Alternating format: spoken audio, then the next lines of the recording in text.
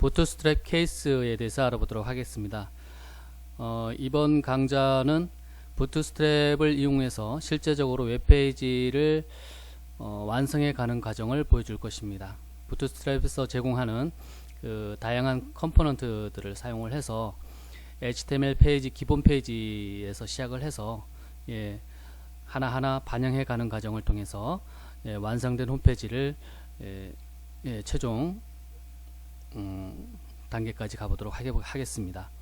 여기 보니까 부트스트랩 케이스에서 컨테이너 점보트론, 버튼 아이콘, 멀티 칼럼, 메뉴, 내비게이션 바 이런 단계가 있습니다. 여기 보니까 빌드 부트스트랩 웹페이지 from scratch 이렇게 나와 있어요. 이 스크래치 제가 영어는 잘 못해서 네이버 검색을 해보니까 스크래치는 일반적으로 이렇게 긁히다 이런 뜻으로 알고 있었는데, 프랑스어 사전에 보니까 그 핸디캡 없이 동일선상에서 출발하는 이런 뜻이 있는 것 같아요. 그래서 웹페이지를 처음부터 그 기본 상태에서 부트스트랩을 적용해서 완성해 가는 과정을 이번 강좌를 통해서 알아보도록 하겠습니다. 여기에 보면 아주 기본적인 어떤 그 액세서리 살이 붙어 있지 않는 아주 기본적인 HTML 페이지가 있습니다. 독타입을 HTML, HTML5 선언을 해줬고요. 그 다음에 헤드 부분에 타이틀이 있고 부트스트랩 케이스하고, 그 다음에 있는 것은 그 언어셋만, UTF-8 언어셋만 있습니다. 그 다음에 이제 바디에 H1 헤딩 엘리먼트를 이용을 해서 타이틀이 있고, 그 다음에 P 엘리먼트를 이용한 여러 줄의 그 텍스트가 있습니다. 요 내용밖에 없습니다. 여기다가 이제 부트스트랩을 이용하기 위해서 하나하나 살을 붙여가도록 하겠습니다. 부트스트랩을 적용하기 위해서 기본적으로 해야 될 일이 있죠. 부트스트랩 홈페이지에 가서 소스를 다운받아서 그 소스를 웹페이지에 적용해 주거나, 아니면 CDN 호스팅을 이용을 해서 링크를 해줘야 되는데, 여기 보면 이제 CDN을 이용을 해서 링크를 해주는 것을 볼 수가 있습니다. 먼저 헤드 부분에 지금 두 줄이 추가된 것을 볼 수가 있어요.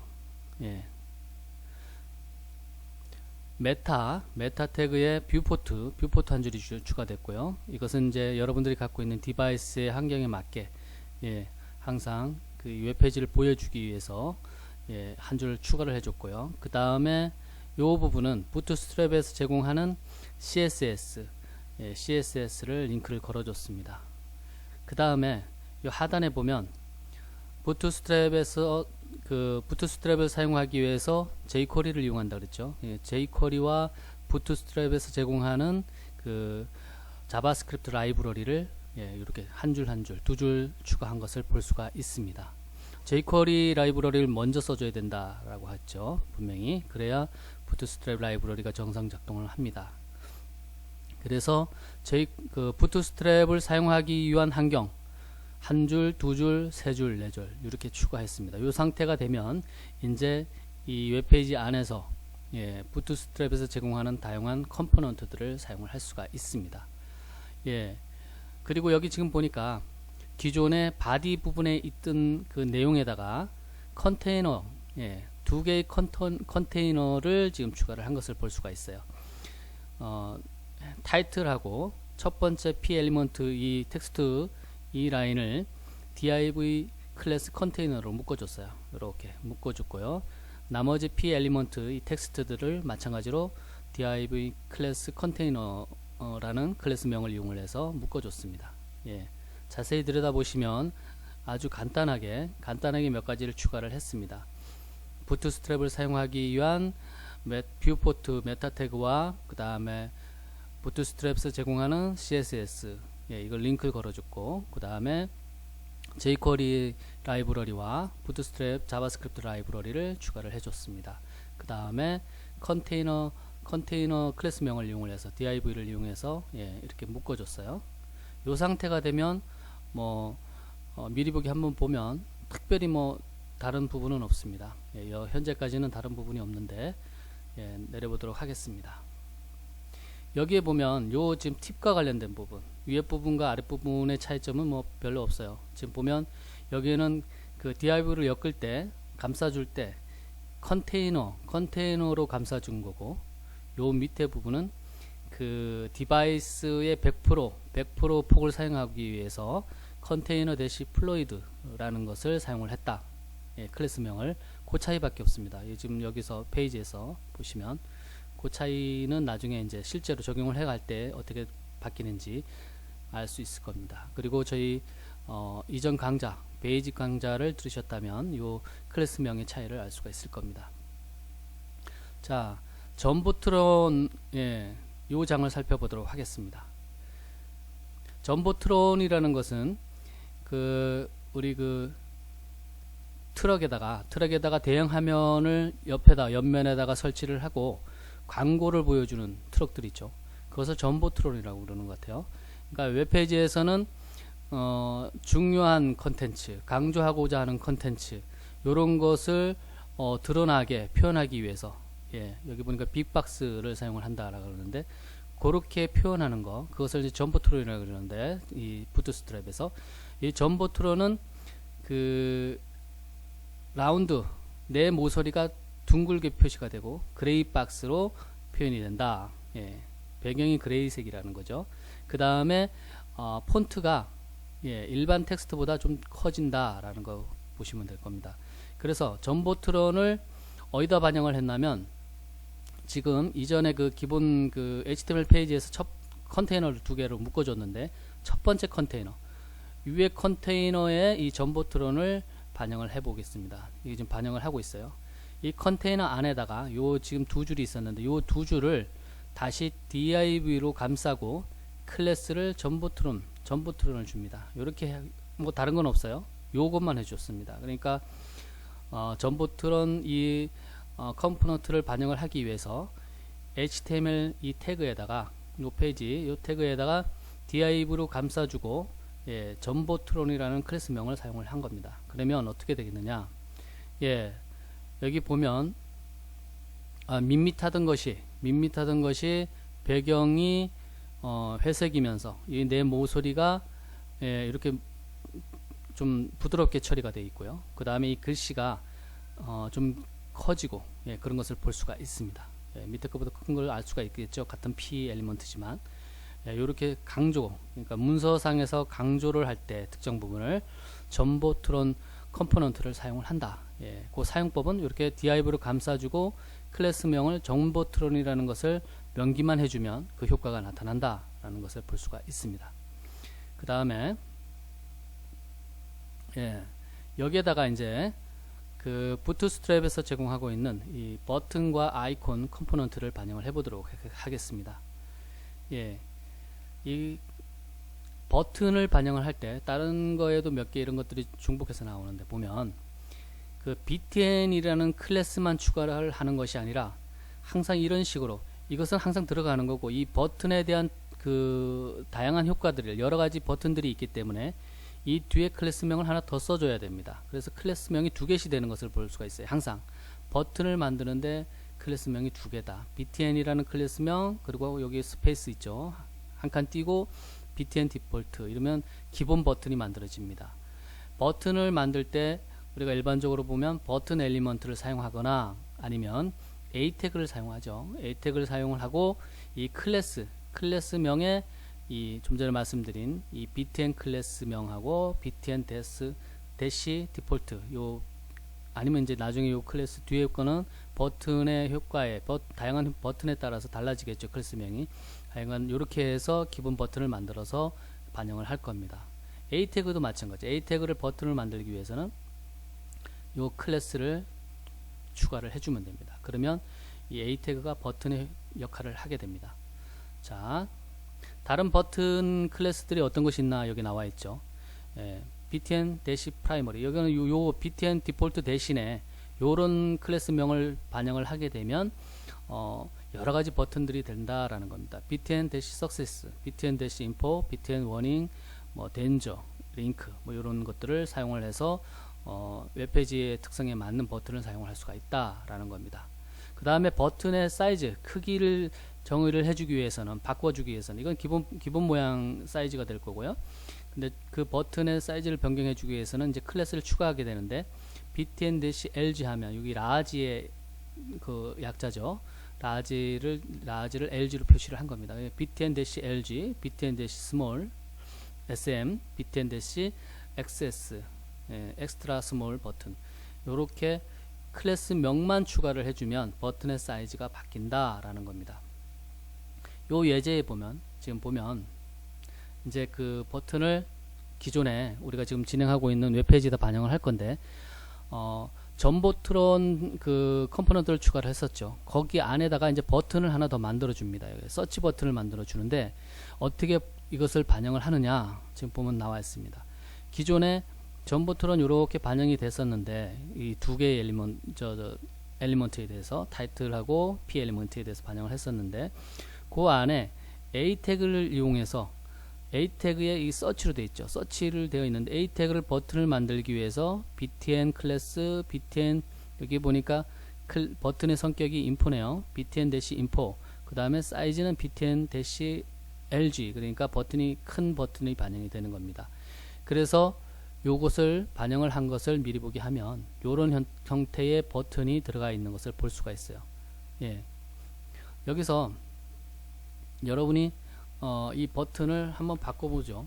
일반 버튼, 예, 기본 버튼으로 바꾸면 요런 버튼이 되는 겁니다. 예. 그 다음에 또 뭐가 있을까요? 덴저 버튼을 한번 볼까요? 그러면 이렇게 되어 있고요. 그 버튼의 이 뒤에 클래스가 바뀐다라는 거, 요것은 기본적으로 보면 이 컬러가 바뀌는 것을 볼 수가 있어요. 배경 컬러가 바뀐다. 예, 다른 것은 뭐 특성이 없고, 컬러로 우리가 여러 가지를 전달을 할 수가 있죠. 컬러로 해서. 예. 우리 신호등도 컬러로 구별을 하는 거니까. 예. 웹페이지에서도 마찬가지로 이 컬러가 굉장히 중요한데, 이 컬러로 예, 어떤 그 버튼의 성격을 드러내는데, 이 버튼 클래스명이 쭉 바뀌는 것들이 이 컬러와 관련됐다 라고 보시면 됩니다. 자, 여기에다가 이제 아이콘을 이제 반영을 해 보도록 하겠습니다. 부트스트랩은 이 깁콘이라는 그 아이콘을 무료로 제공을 합니다. 사용할 수가 있어요. 200개의 깁콘을 제공을 한다 그러는데, 이 기프라는 거는 글리프죠. 글리프콘. 글리프라는 거는 우리 상형 문자, 예, 그린 그 상형 그 있죠. 그런 그 형태의 아이콘을 제공을 하는 겁니다. 여기 보니까 이 아이콘을 문서에, 웹문서에 반영을 하기 위해서 어떻게 쓰느냐, 우리가 버튼을 반영하기 위해서 클래스를 반드시 두 개를 썼었죠. 예, 마찬가지 글립콘 같은 경우도 이 아이콘을 반영을 하는데 클래스를 항상 두 개를 써야 돼요. 이 글립콘이라는 클래스명을 하나 쓰고, 이 뒤에 그 아이콘의 모양에 따라서, 아이콘이 다양하게 있겠죠. 거기에 따라서 이 클래스명이 다릅니다. 이건 이제 프린트 모양의 아이콘인데, 이런 식으로 이 뒤에 있는 거가 이제 그 아이콘의 형태에 따라서 달라지겠죠. 클래스명을 항상 두 개씩 써준다. 스팬 엘리먼트를 이용을 해서 내가 아이콘을 넣고 싶은 위치에다가 이렇게 적어주기만 하면 그 위치에 이런 아이콘이 들어간다라는 겁니다.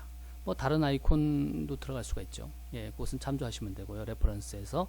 자, 그러면 좀 전에 이 점프트론 안에 그 버튼을 하나 추가했는데, 그 버튼에다가 그 검색이었잖아요. 그러니까 검색과 관련된 아이콘을 한번 돋보기를 추가를 해보도록 하겠습니다. 지금 보면 코드를 잠깐 보면 이 점프트론 안에 이 아이콘을 이렇게 버튼을 추가를 좀 전에 했는데, 이렇게 버튼을 추가를 했어요. 이 버튼, 이 서치 앞부분에, 서치라는 텍스트 앞부분에 아이콘을 추가하기 위해서 요거를 집어넣은 거예요. 좀 전에 위에 거 스팬 엘리먼트를 이용해서 클래스명 항상 두 개를 명기를 해야 된다 그랬죠. 예, 글립콘이라는 클래스명 주고, 그 다음에 이 서치 모양의 아이콘을 주기 위해서 글립콘 대시 서치라는 클래스명을 하나 더 줬어요. 한번 보면 예, 여기 돋보기가 들어간 것을 볼 수가 있어요. 서치라는 텍스트 앞에 돋보기가 들어가 있다. 예쁘게. 예, 훨씬 이제 홈페이지의 윤곽이 보이는 것을 볼 수가 있습니다. 예, 그 다음에 멀티칼럼을 한번 반영을 해보도록 하겠습니다. 예, 부트스트랩에서 멀티칼럼 레이아웃을 반영하는 것은 굉장히 쉬운데 반응형 그리고 모바일 중심의 12칼럼 그리드 시스템을 부트스트랩이 제공하기 때문에 그렇습니다. 예, 그리고 이것을 반영을 하면 여러분들의 화면 모드나 그리고 여러분들의 그 스크린 사이즈에 따라서 자동으로 이게 재배열되기 때문에 예, 균등한 간격으로 재배열되기 때문에 여러분들이 디자인을 하기 굉장히 쉽습니다. 그리드 룰, 예, 규칙을 한번 보도록 하겠습니다. 몇 가지.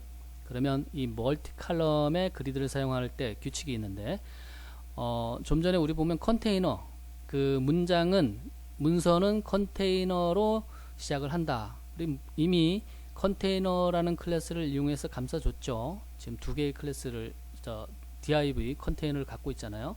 그 다음에 그 안에 컬럼을 반영을 하기 위해서 그리드 시스템을 반영하기 위해서 한 줄당 이 row라는 클래스로 감싸줘야 됩니다. 다시 row라는 클래스명을 이용을 해서 div로 감싸주면 한 줄 한 줄 이제 만들어지는 거예요. 그 다음에 총 12줄인데 그 그리드 칼럼에 우리가 원하는 그룹핑을 해서 그 컬럼을 그룹핑을 할 수가 있어요. 예를 들어서 4칸 6칸을 하겠다. 뭐 지금 보면 여기 4칸이다. 그러면 이 COL-SM-4 우리 이전 베이직 시간에 이런 부분에 대해서는 배웠죠. 예를 들어서 이 지금 w3schools.com 같은 경우에 지금 강좌가 되고 있는 부분에는 요쪽 부분이 있고 가운데 부분이 있고 요 부분이 있죠. 그래서 대강 이 전체가 12칸으로 나눴다고 봤을 때 요게 2칸 요것이 이제 어떻게 나누면 될까요? 3칸, 3칸 그러면은 6칸 하고 그 다음에 6칸이 남죠. 그러면 여기 3칸 하고 여기 6칸 하고 여기 3칸으로 나누고 싶다. 그러면 COL-SM-3 그 다음에 COL-SM-6 그 다음에 이쪽은 COL-SM-3 이런 식으로 나눠주면 된다라는 겁니다. 그런데 여러분들이 원하는 그 폭에 맞춰서 그 나눠야 되지만 그 합은 언제나 12가 돼야 된다. 됐을 때 그렇게 보시면 되고요. 그 다음에 그 여러분들의 디바이스에 따라서 디바이스 장치에 맞게 따라서 우리가 반영을 할 때 이 가운데 부분은 뭐 예를 들어 태블릿에 맞춘다 그러면 MD가 될 거고요. 그 다음에 스마트폰이다 그러면은 뭐 SM이 될 거고 그 다음에 데스크탑이다 그러면 LG 뭐 이런 식으로 이 부분을 맞출 수가 있다라는 겁니다. 예. 그 다음에 텍스트, 실제 텍스트 같은 경우는 이 컬럼 안에, 이 컬럼으로 나눠진 안에 예, 놓여져야 된다. 예, 그럼 구체적으로 한번 예를 보도록 하겠습니다. 컨테이너 첫 번째 부분은 이미 많이 반영을 했고요. 우리가 점퍼트론이라든가 이런 컴포넌트를 반영을 했죠. 두 번째 컨테이너를 이용을 해서 이 멀티칼럼을 반영을 해보도록 하겠습니다. 이 두 번째 컨테이너가 이렇게 쭉 있었는데 두 번째 컨테이너에 멀티컬럼을 반영을 하기 위해서 이 컨테이너 안에 div 엘리먼트를 이용을 해서 예, 클래스 row를 일단 예, 넣어줬어요. 그러면 이것이 한 줄로 이렇게 이제 반영이 될 겁니다. 반영이 되고 그 안에 지금 보니까 균등하게 4등분을 했어요. 4등분을 하기 위해서 그러면 하나의 칼럼은 몇 개의 칸이 되어야 되느냐? 예, 4등분 12를 4로 나누면 3칸씩 하면 되겠죠. 그래서 여기 지금 보니까 예, 클래스명을 어떻게 주었냐면 COL 이 컬럼의 그겁니다. 앞자입니다. 대시 MD 대시 3 요 뒤에가 중요해요. 요 그룹핑 하는데 몇 칸짜리냐 여기 뒤에 숫자가 중요합니다. 그래서 균등하게 4등분을 했기 때문에 요 3이 들어간 것을 볼 수가 있어요. 3, 3, 3, 3 합하면 12개가 되죠. 예, 그래서 이 화면을 한 줄을 4등분을 해서 첫 번째 줄에는 여기 들어가고 두 번째 칸에는 요거 들어가고 세 번째 칸에는 여기 들어가고 네 번째 칸에는 여기 들어가고 이런 식으로 들어가는 것을 볼 수가 있습니다. 요것도 화면으로 한번 보도록 하겠습니다. 지금 보면 화면으로 보면 4칸으로 안 나눠지고 이렇게 한 줄에 보이는 그냥 4칸으로 안 나눠지고 4줄로 그냥 이어진 것을 볼 수가 있어요. 예, 세로로. 예, 왜 그럴까요?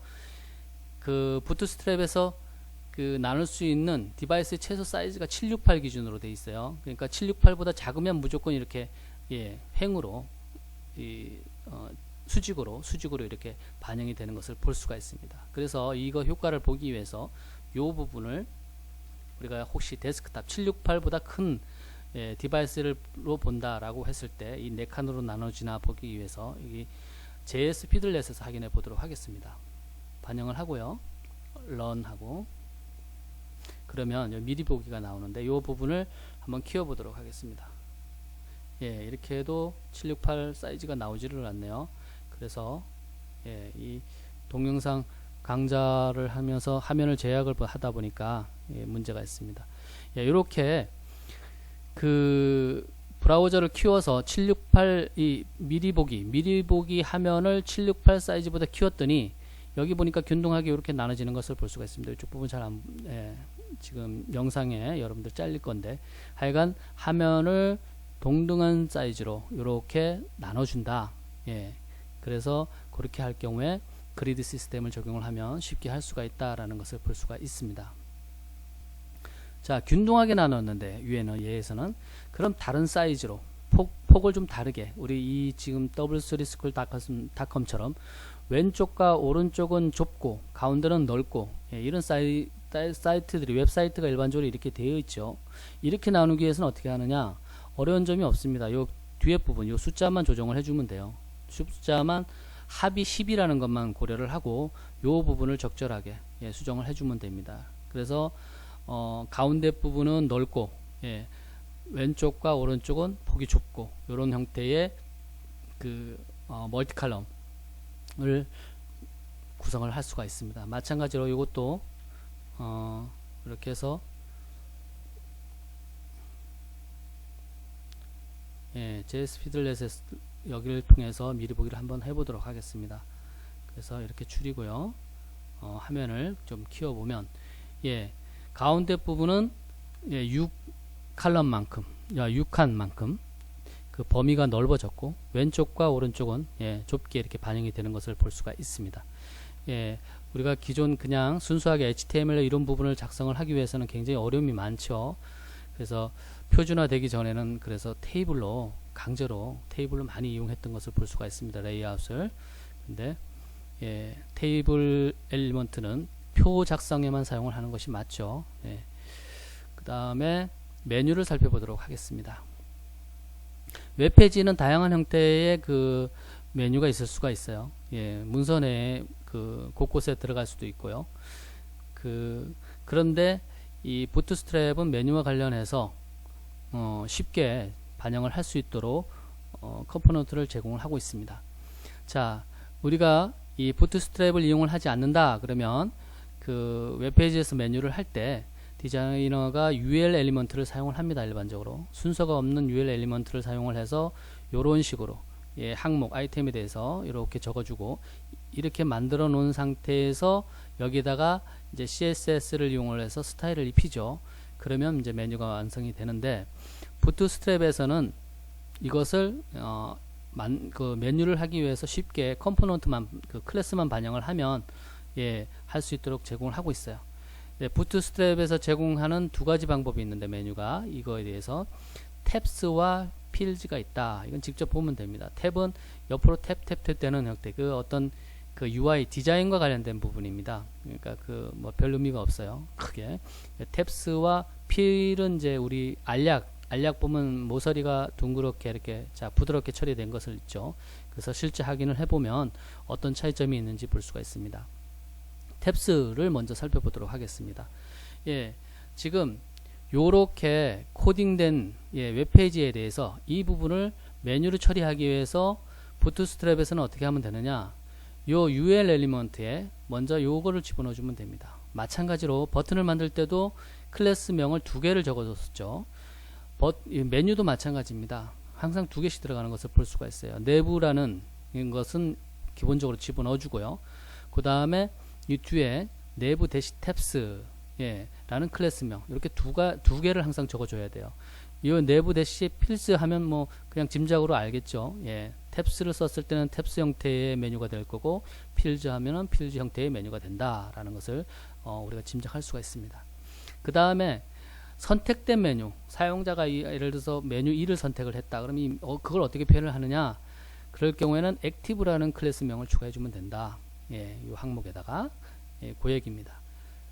전보트론 우리 첫 번째 컨테이너에 반영을 해줬었죠. 그 아래에다가 이 메뉴를 한번 반영을 해보도록 하겠습니다. 첫 번째 컨테이너가 있었는데, 예, 이 컨테이너 밑에다가 컨테이너를 하나 더 추가를 했어요. 컨테이너 하나 더 추가하고 그 안에다가 이제 지금 이 메뉴를 반영을 하는 겁니다. 지금 UL로 하고 요 메뉴에다가 내부 클래스명, 내부 대시 탭스 클래스명, 예, 이렇게 해서 요 사이에는 스페이스가 있습니다. 예, 두 개의 클래스명을 반영을 하면 이 부분이 메뉴가 된다라는 겁니다. 어떻게 되나 한번 확인해 보도록 하겠습니다. 예, 전부트론 밑에 이 메뉴가 지금 추가된 것을 볼 수가 있어요. 아주 이쁘게 반영이 됐죠. 예, 요 콤이라는 것은 왜 이렇게 됐을까요? 요 지금 보면 코드에 보면 현재 그 부분에 LI의 클래스 액티브가 반영이 된 것을 볼 수가 있죠. 현재 요것이 기본 선택이 돼서 그런 겁니다. 예, 예를 들어서 이 부분을 메뉴 1로 옮겨 보도록 하겠습니다. 메뉴 1로 옮기고 한번 미리 보기 할까요? 그러면 이렇게 되는 것을 볼 수가 있죠. 예, 1이 선택이 됐다라는 겁니다. 뭐 2나 3이나 액티브로 옮겨갈 때 그런 효과들이 나타나는 것을 볼 수가 있을 겁니다. 예. 자, 그 다음에 우리가 메뉴를 보면 메뉴에 그 부메뉴가 떨어지는 경우가 있죠. 부메뉴가 있을 수가 있습니다. 메뉴 안에 메뉴가 또 있을 수가 있죠. 그럴 경우에 드롭다운이라는 메뉴를 사용하게 되는데 이 탭스 메뉴 형태의 드롭다운 메뉴를 한번 반영을 해보도록 하겠습니다. 예, 부트스트랩에서는 드롭다운 메뉴를 반영을 하기 위해서 컴포넌트를 반영을 하고 있어요. 여기 지금 보면 메뉴 1에 부메뉴가 있다 가정을 하고 이 드롭다운을 반영을 해보도록 하겠습니다. 여기 지금 위에서 지금 요 부분이 메뉴죠. 요 부분이 메뉴인데 요 부분이 지금 메뉴 1이에요. 메뉴 1인데 드롭다운이 나머지는 여기는 반영이 안 됐지 않습니까? 2하고 3하고 이거 구분만 해주면 됩니다. li 부분에 드롭다운이라는 클래스명이 추가된 것을 볼 수가 있어요. 그 다음에 메뉴 1이라는 주메뉴에 이 클래스 드롭다운 대시 토글이라는 우리가 선택되고 안 선택되고 그런 형태의 그 토글이 돼야 되겠죠. 그래서 클래스명이 추가됐고 데이터 대시 롤이라는 속성을 추가해서 드롭다운, 예, 속성 값으로 드롭다운을 넣어줬어요. 그 다음에 요 메뉴 1 뒤에 보면 스팬이 하나 붙은 것을 볼 수가 있어요. 이렇게 클래스명이 캐렛이네요. 캐렛. 이것은 뭐냐면 부메뉴가 있다라는 것을 표시하기 위해서 시각적으로 그 삼각형을 뒤집어 놓은 거, 예, 그런 형태의 모양새가 여기 반영이 된 겁니다. 반영이 됐고 여기 보면 요것도 부메뉴가 쭉 메뉴에 그룹이 되어 있으니까 UL로 시작해서 이렇게 UL로 감싸줘서 각 부메뉴들을 이렇게 나열을 했는데 요 UL의 클래스명을 드롭다운 대시 메뉴라는 클래스명을 추가한 것을 볼 수가 있어요. 예, 요것을 잘 기억을 해서 아니면 뭐 저기 쓸 때마다 w3schools.com에 와서 이렇게 반영을 했구나 하고 확인을 해서 그대로 써주면 됩니다. 예, 한번 보도록 하겠습니다. 그러면 메뉴 1에 여기다가 부메뉴를 준다 그랬죠. 그래서 예, 요렇게 되는 것을 볼 수가 있어요. 드롭다운이 되죠. 드롭다운. 그리고 여기 지금 보시면 요 메뉴 1 뒤에 보면 좀 전에 캐렛이라는 것은 스팬으로 연결된 부분이죠. 그것이 여기 지금 역삼각형 모양의 요 안에 메뉴가 더 숨어 있다라는 것을 표시하기 위해서 이렇게 표시한 것을 볼 수가 있습니다. 예, 자, 탭스 형태의 메뉴를 봤으니까 이제 필스 형태의 메뉴를 보도록 하겠습니다. 바뀐 것은 없어요. 이 모양새, 디자인만 바뀐 겁니다. 여기서 보면 UL의 내부 탭스였는데 여기는 필스가 된 거, 그것만 바뀐 거예요. 그래서 모양새가 좀 전하고 좀 다르죠. 좀 전에 이렇게 됐었는데 지금 보면 이렇게 알약같이, 예, 모서리가 부드럽게 처리된, 예, 이렇게 된 것을, 예, 필스 형태의 메뉴다라고 보시면 됩니다. 자, 지금 옆으로 쭉 나열이 되는 메뉴를 봤는데, 그럼 세로로 나열이 되는 거, 우리 요런 부분은 세로로 나열이 될 수가 있겠죠. 그럼 버티컬 필스 메뉴를 어떻게 만들어 주느냐, 그것은 이 URL에다가 클래스 요것만 추가를 해주면 됩니다. 내부 대시 스택트 그래서 요런 이 클래스명을 추가를 했을 경우에 지금 보면 세로로 이렇게 추가된 것을 볼 수가 있어요. 지금 그런데 지금 보시면 이 컨테이너에 그 메뉴를 추가를 해줬는데, 컨테이너를 지금 좀 전에 우리가 이 멀티 컬럼을 해서 4개로 나눴죠. 4개로 나눠서 그 네 번째의 내용으로 지금 이 메뉴를 집어넣은 거예요. 근데 이 폭이 좁다 보니까 지금 세로로 이렇게 쭉 한 줄로 나왔죠. 이렇게 세로로. 그래서 이 부분을 어떻게 실제로 데스크탑으로 봤을 때 768 픽셀 이상 봤을 때 어떻게 나오느냐에 따라서 우리 제 스피드를 한번 보도록 하겠습니다. 확인하기 위해서.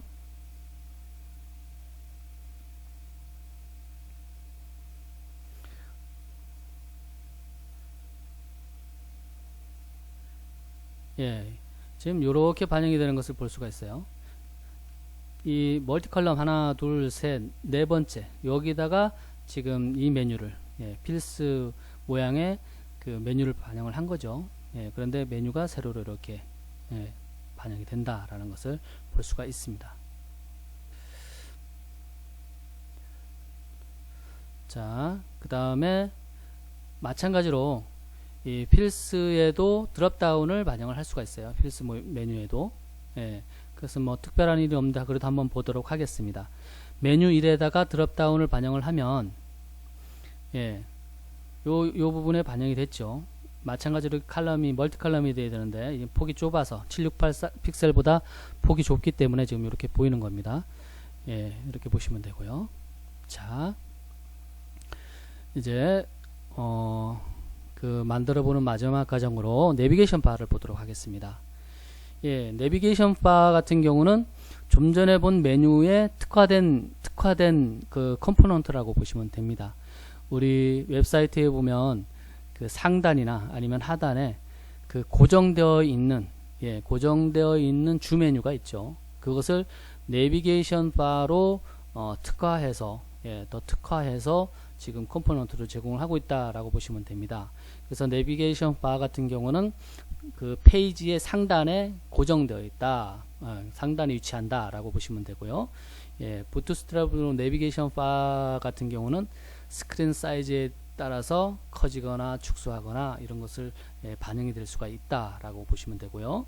그 다음에 표준 내비게이션 바 같은 경우에 지금 보시면 요렇게 지금 되어 있는 코드를 잘 보시면 클래스명이 마찬가지로 2개가 추가됐어요.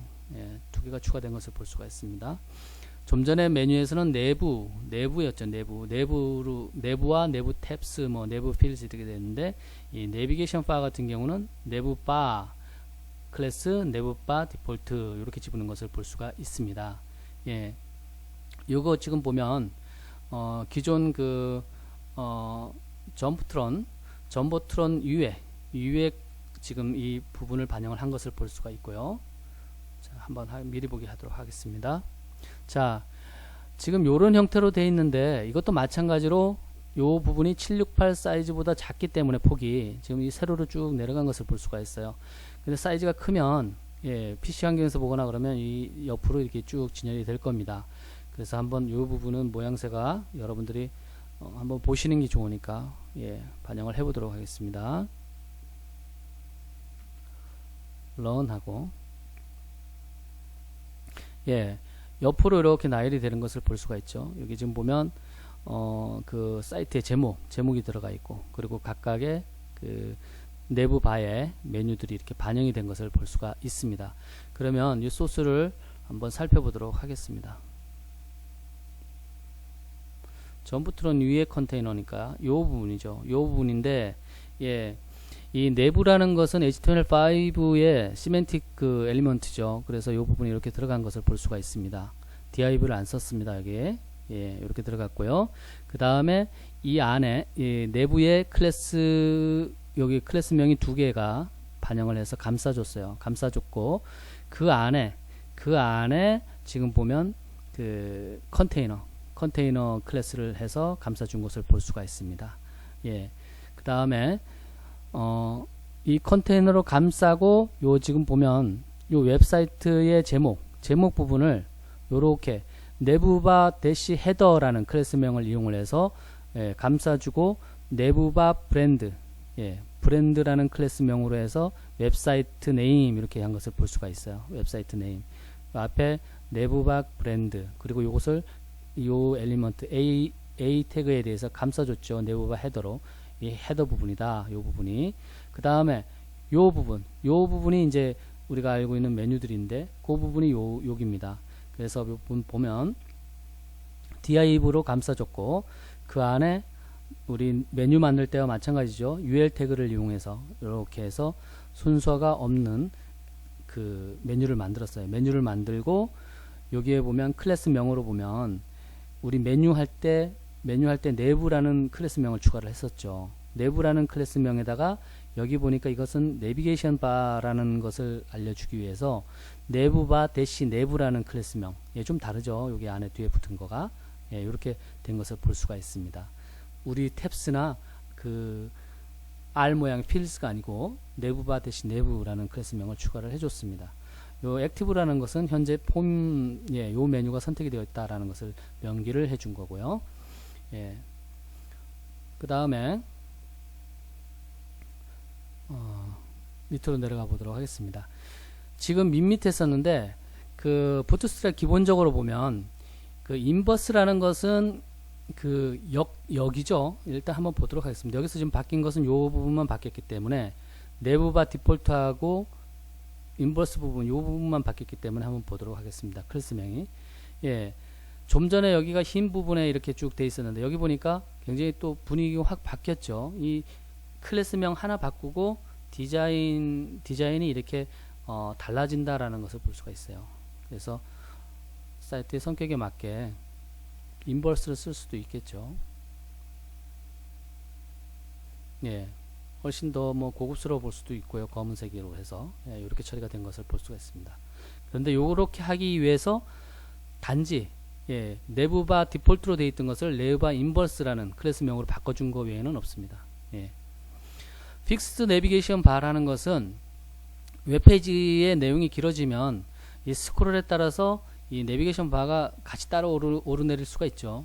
근데 픽스드 시켜버리면 그 내용이 스크롤 돼도 윗부분에 항상 그 메뉴가 고정되어 있거나 아랫부분에 고정되어 있는 경우가 있어요. 그럴 경우에 어떻게 처리를 하느냐, 그 부트스트랩에서는 여기 보니까 요 클래스명 하나만 추가를 해주면 됩니다. 그러면 이 지금 내부바 대시 픽스드 대시 탑 이렇게 했을 경우는 상단에 고정이 되는 거고요. 요 탑 대신에 바텀을 쓰게 되면 스펠링이 BOTTOM입니다. 요것을 쓰게 되면 하단에 고정이 되는 겁니다. 이것이 어떻게 효과가 나타나나 화면을 보도록 하겠습니다.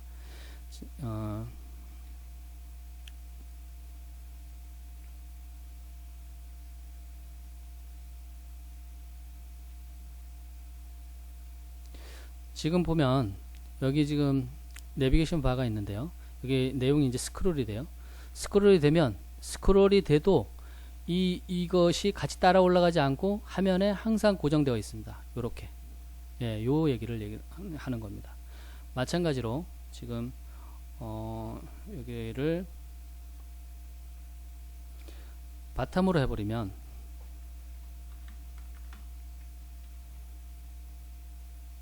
어떻게 될까요?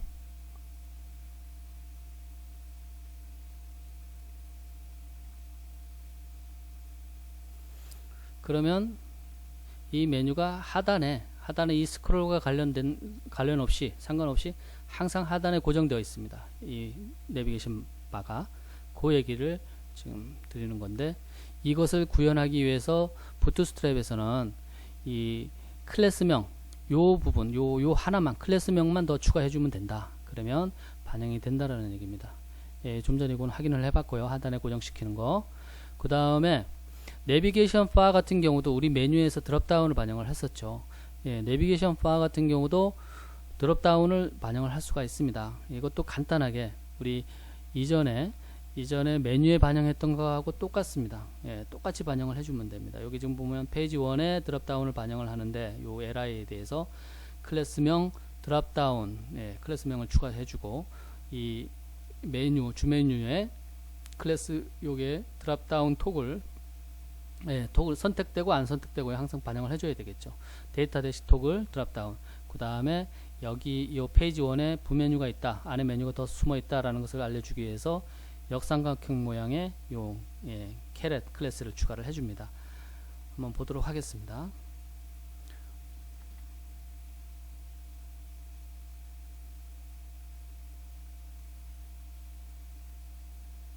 네, 요 페이지 1에다가 드롭다운을 반영을 한 것을 볼 수가 있어요. 요 캐럿 된 것을 볼 수가 있고, 클릭을 하면 이렇게 부메뉴가 입장하게 떨어지는 것을 볼 수가 있습니다. 자, 그 다음에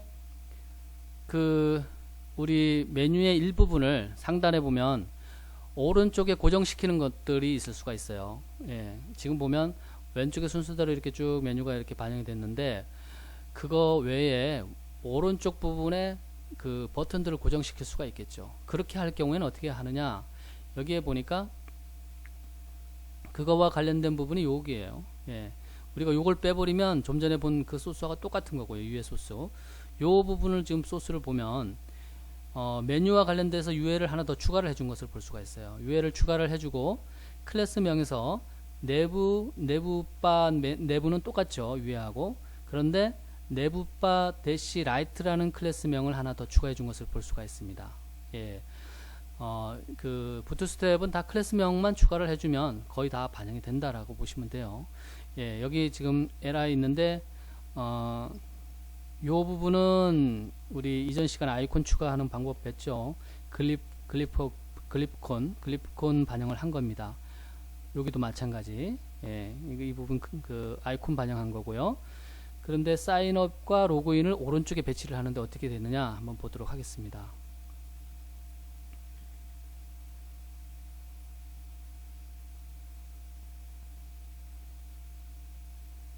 자, 여기 보시면, 예, 내비게이션 바를 잘 보면 지금 타이틀은 나와 있고 메뉴들이 일반 메뉴들이 나와 있고, 오른쪽에 사인업하고 로그인이 이렇게 반영을 된 것을 볼 수가 있어요. 예, 글리프콘 여기 지금 보면 로그인 앞에 이렇게, 그 다음에 사인업 앞에 이렇게 반영이 된 것을 볼 수가 있죠. 이쁘장하게.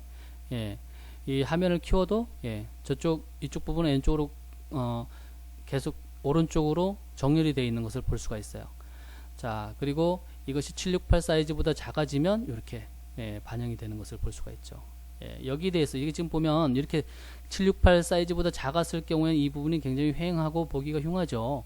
그래서 이런 거를 어떻게 처리를 하느냐, 그거에 대해서 요 마지막으로 나옵니다. 한번 보도록 하겠습니다. 예, 이 접을 수 있는 내비게이션 바, 우리 보면 메뉴가, 스마트폰에서 메뉴가 길어지면, 예, 이 오른쪽에 어떤 아이콘이 줄이 이렇게 쭉쭉 나오고 생략되는 것을 볼 수가 있죠. 그래서 클릭을 하면 숨겨진 메뉴가 쭉 보여지는 것을 볼 수가 있습니다. 그걸 어떻게 처리를 하느냐, 그 부분을, 예, 그 부분을 처리하는 방법이 이제 부트스트랩에서 보면 아주 간단합니다. 그 부분도 여기에 보면, 여기서 이 위에 메뉴하고 바뀐 부분이 어디냐면 요 부분이에요. 요 부분이 위에 부분하고 바뀌었어요. 그 다음에 여기에 아이디가 하나 더 추가됐습니다. 다른 부분은 없고 요 부분만 좀 전에 본 요 메뉴와 요 지금 소스와 변경된 부분입니다. 요렇게만 하면 우리 해상도가 768 사이즈보다 작아지면 자동으로 메뉴가, 예, 숨겨지고, 예, 오른쪽에 버튼이 생긴다라는 겁니다. 이 코드를 한번 잘 보면 버튼을 만들어 줬죠. 이 내비게이션 바 부분에, 헤더 부분에 버튼을 추가를 해 줬는데, 버튼 보니까 클래스명을 내부 바 토글 이렇게 해놨고요. 그 다음에 데이터 토글에서 콜랩스 이렇게 했어요. 콜랩스는 이게 접을 수 있다라는 거죠. 예, 접혔다 펴졌다 하는 겁니다. 그렇게 되어 있고요. 데이터 타겟, 그럼 어느 영역에 대해서 그것을 할 거냐, 그것이 이제 이걸 중요합니다. 이것을 일치시켜 줘야 돼요. 샵으로 시작했으니까 이제 아이디죠. 마이 내부 바 이렇게 되어 있는데 어디 부분이냐 하면 이 부분을 찾으면 돼요. 이 부분을 찾으면 요 아이디가 my navbar가 여기 있죠. 이것이 어디로 엮여져 있느냐, 요만큼 묶여져 있죠. 그러니까 요 부분이 사라졌다 드러났다 사라졌다 드러났다 한다라는 겁니다. 예. 그런데 이 부분을 어떻게 표현을 하느냐, 요렇게 표현을 한다는 거예요. 요렇게 아이콘 바로 표현한다. 줄이죠. 줄인데 한 줄, 두 줄, 세 줄로 표현을 한다. 일단 보도록 하겠습니다. 자, 여기 이미 반영이 됐네요. 768 사이즈보다 작으니까. 예, 좀 전에 많던 메뉴들이, 예, 이렇게 내려가던 메뉴들이, 예, 사라지고 이 타이틀하고 요 오른쪽에 요 아이콘만 나온 것을 볼 수가 있어요. 하나, 둘, 세 줄이죠. 클릭을 하면 숨겨졌던, 예, 이 그 메뉴들이 드러나는 것을 볼 수가 있습니다. 예, 요겁니다. 그런데 이 화면이 커지면 다 보이겠죠. 그래서 보도록 하겠습니다. 일단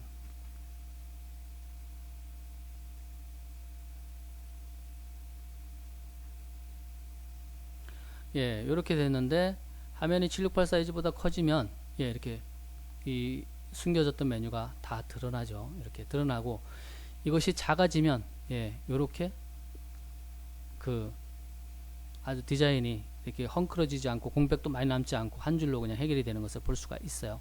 자, 여러분이 그러면 요거에 대해서 이게 왜 세 줄이냐, 요거 지금 모양을 왜 세 줄만 하느냐, 여러분들이 바꿔주면 돼요. 두 줄로 할 수도 있고요.